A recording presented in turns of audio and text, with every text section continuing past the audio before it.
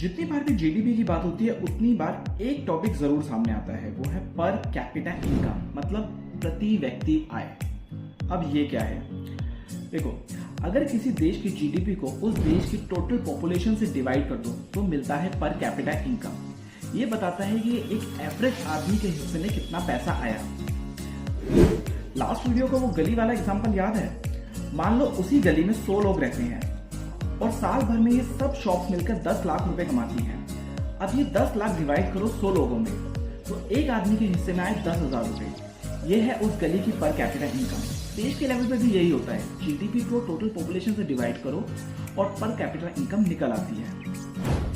अब बात करें इंडिया की, तो आजकल आप ये लोग बहुत सुन रहे होंगे कि 2025 में इंडिया की जीडीपी जापान से ज्यादा होगी। पर इसमें एक ट्विस्ट है।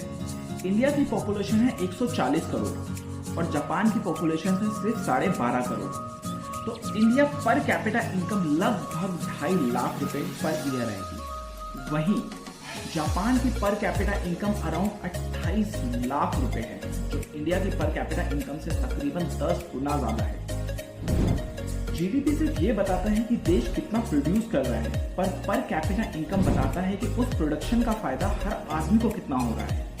अगर जीडीपी बढ़ रही है लेकिन पॉपुलेशन भी तेजी से बढ़ रही है तो पर कैपिटा इनकम नहीं बढ़ेगी और लोगों के जीवन में कोई चेंज नहीं आएगा।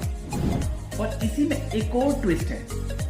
मान लो आपने वो गली वाले एग्जांपल में एक बड़ी कंपनी का ऑफिस खुल जाता है तो स्ट्रीट की जीडीपी बढ़ जाती है, लेकिन अगर ये ऑफिस सिर्फ 5 अमीर लोग संभाल रहे हैं तो बाकी 95 लोगों को उस ऑफिस से कोई फायदा नहीं होगा।